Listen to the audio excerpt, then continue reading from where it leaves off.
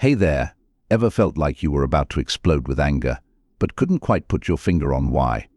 Well, if you're an INFJ, you might just be experiencing what we call INFJ rage now. You might be wondering what on earth is INFJ rage. Don't worry, we're about to dive deep into this fascinating topic and uncover the 5 levels of INFJ rage that you never knew existed. Buckle up, because this journey is going to be one heck of a ride. So picture this, you're an INFJ known for being compassionate, intuitive, and generally calm. But suddenly something triggers you, and you feel this intense emotion bubbling up inside. That's what we're talking about today, the hidden world of INFJ anger that most people don't even know exists. Let's kick things off by talking about what makes INFJ tick. These folks are part of the Myers-Briggs personality types, and they're pretty unique. INFJ are introverted, intuitive, feeling, and judging. They're often called the advocate or the counselor because they've got this uncanny ability to understand others and want to make the world a better place. But here's the thing, INFJ are also perfectionists with high standards, not just for themselves but for everyone around them. And when those standards aren't met, well, that's when things can get a little heated. Now, you might be thinking, INFJ, angry. No way, and you'd be right to be surprised. INFJ are usually the picture of calm and composure. They're the ones who listen to their friends' problems, offer sage advice, and seem to have it all together. But beneath that serene exterior, there's a whole lot going on. You see, INFJ feel things deeply. Like really deeply. They're empaths, which means they absorb the emotions of others like a sponge. And when you're soaking up everyone else's feelings on top of your own, well, let's just say it can be a recipe for some intense emotions. But here's the kicker, INFJ don't often show their anger. They're not the type to blow up at the drop of a hat. Nope, they're more likely to bottle it all up inside, letting it simmer and stew until, boom. That's when the INFJ rage comes out to play. So why don't INFJ express their anger more openly? Well, it's complicated. For one, they're natural peacemakers. They hate conflict and will do almost anything to avoid it. Plus, they're incredibly empathetic, so they're always considering how their actions might affect others. It's like they've got this internal compass that's constantly pointing towards harmony. But here's the thing, all that repressed anger has to go somewhere. And that's where the 5 levels of INFJ rage come in. Yep, you heard that right. 5 whole levels of anger that most people never even see coming. Let's start with level 1, the silent treatment. This is where it all begins. The INFJ is feeling frustrated, but they're not ready to confront the issue head-on. Instead, they retreat into themselves. They might become quieter than usual, give short answers, or avoid eye contact. It's like they're building a wall between themselves and the source of their frustration. Now, to the outside world, this might not look like anger at all. In fact, most people might not even notice a change. But for the INFJ, it's the first sign that something's not right. They're processing their emotions, trying to figure out why they're upset and what to do about it. During this stage, the INFJ might spend a lot of time in their own head, replaying situations and conversations, trying to make sense of their feelings. They might also start to withdraw from social situations, needing more alone time than usual to recharge and reflect. If you're close to an INFJ, you might notice subtle changes in their behavior during this stage. They might be less enthusiastic about plans, take longer to respond to messages, or seem distracted when you're talking to them. It's like they've got one foot in the real world and one foot in their internal world of thoughts and emotions.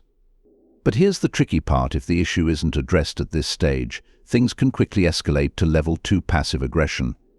This is where the INFJ's frustration starts to leak out in subtle, indirect ways.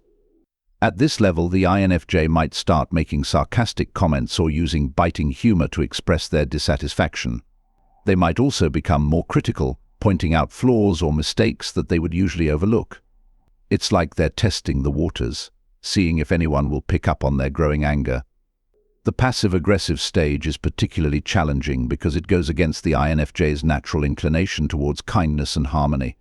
They're not comfortable with direct confrontation, but they also can't keep their feelings bottled up anymore. So they resort to these indirect methods of expression. You might hear an INFJ at this stage say things like, "Oh, I'm fine. Everything's great," in a tone that clearly suggests otherwise. Or they might agree to do something they don't want to do, but then forget about it or do it poorly. It's their way of expressing their anger without actually saying, I'm angry. This stage can be particularly confusing for those around the INFJ. On the surface, the INFJ might still seem calm and collected, but there's an underlying tension that's hard to ignore. It's like trying to read between the lines of a complex novel. The real meaning is there, but it's not always easy to decipher. If the source of the INFJ's frustration still isn't addressed, we move on to level 3, the confrontation. This is where things start to get real. The INFJ has reached their limit, and they're ready to address the issue head-on. Now, when an INFJ confronts someone, it's not usually a shouting match. Remember, they're still trying to maintain some level of harmony. Instead, it's more likely to be a calm, but intense conversation. The INFJ will lay out their grievances in a logical, well-thought-out manner. They've been processing these feelings for a while after all. During this stage, the INFJ might surprise people with their directness. They'll articulate their feelings clearly and firmly, often catching others off guard with their sudden assertiveness.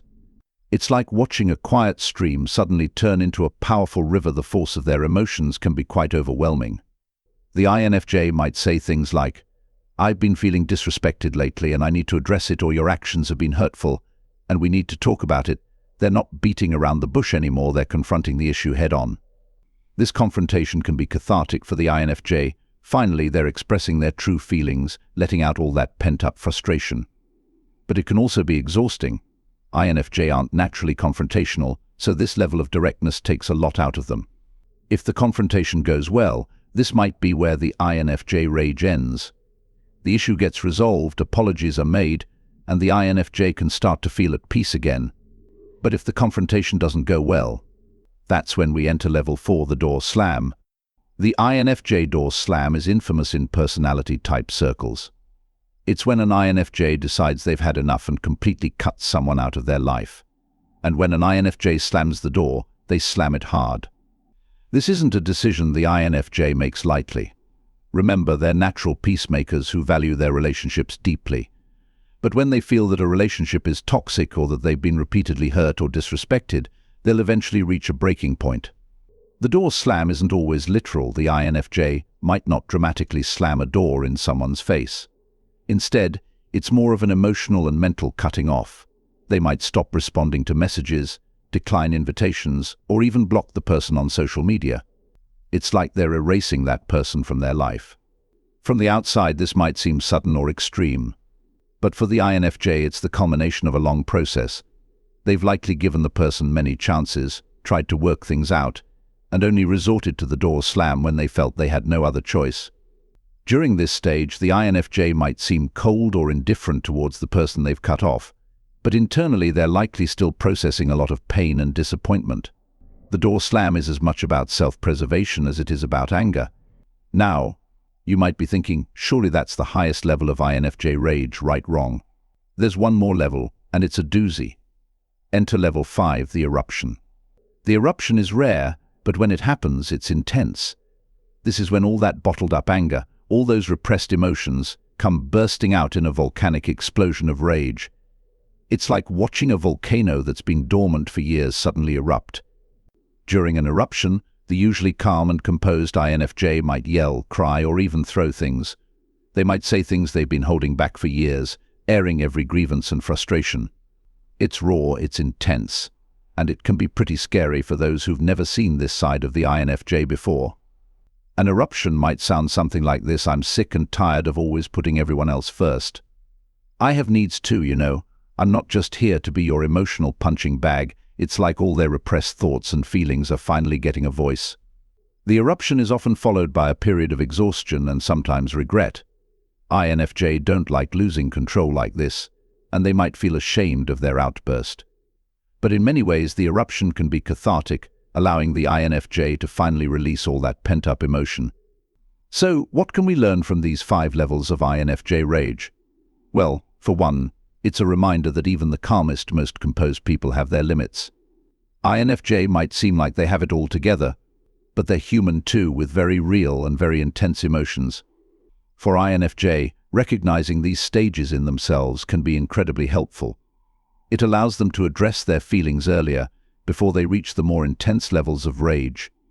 Maybe they can start expressing their frustrations during the silent treatment stage, rather than letting them build up to an eruption. And for those who have INFJ in their lives, understanding these stages can help you better support your INFJ friends or loved ones. If you notice an INFJ becoming quieter than usual or making passive-aggressive comments, it might be time to check in and see what's bothering them.